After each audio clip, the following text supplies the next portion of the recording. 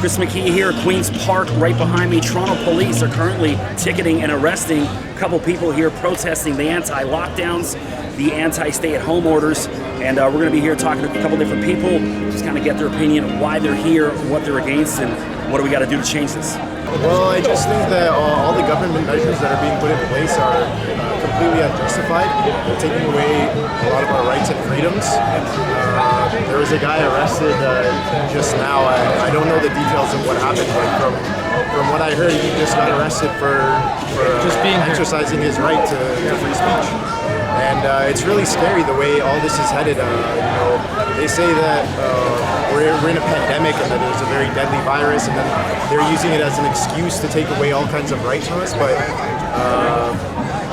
when you really think about it, the so-called pandemic is kind of a myth. I had COVID myself. I was sick for 2 days. It felt like a flu. Yes, COVID is a real disease, but it's not an excuse to shut down the economy, ban travel, and take away people's rights.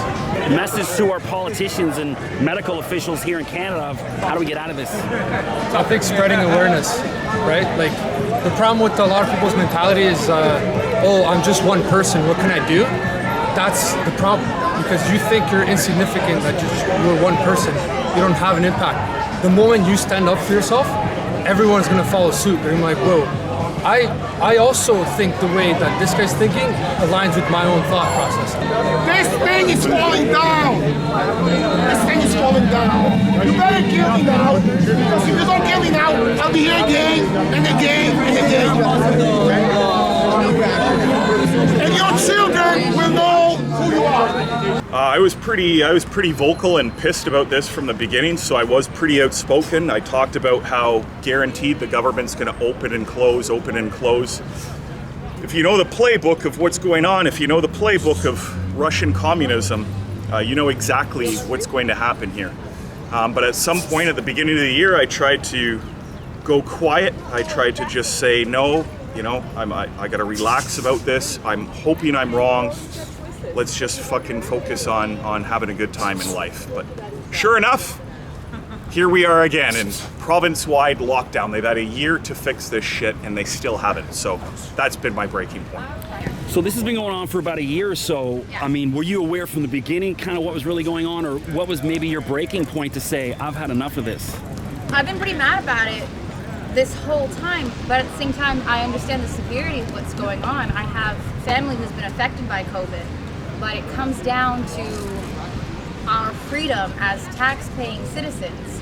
You can't let us into a box store, a dollar store, a grocery store, and have certain items roped off or barred off.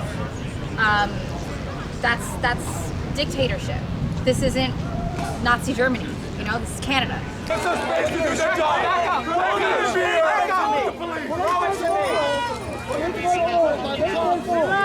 And my breaking point has really just been, I guess, my mental health. Like, I'm an outgoing person, I'm social. I think that health is much more rounded than this staggered approach that we're taking. And I think that human connection and a government that maybe even just took the opportunity to educate its public on what is healthy, how you can be healthy.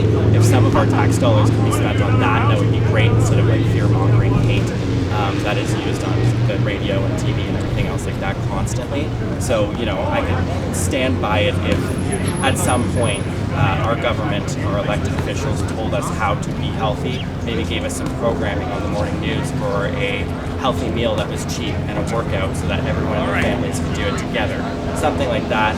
So after a year of not having any of that, I've recognized and realized that this isn't for us, it's for something else.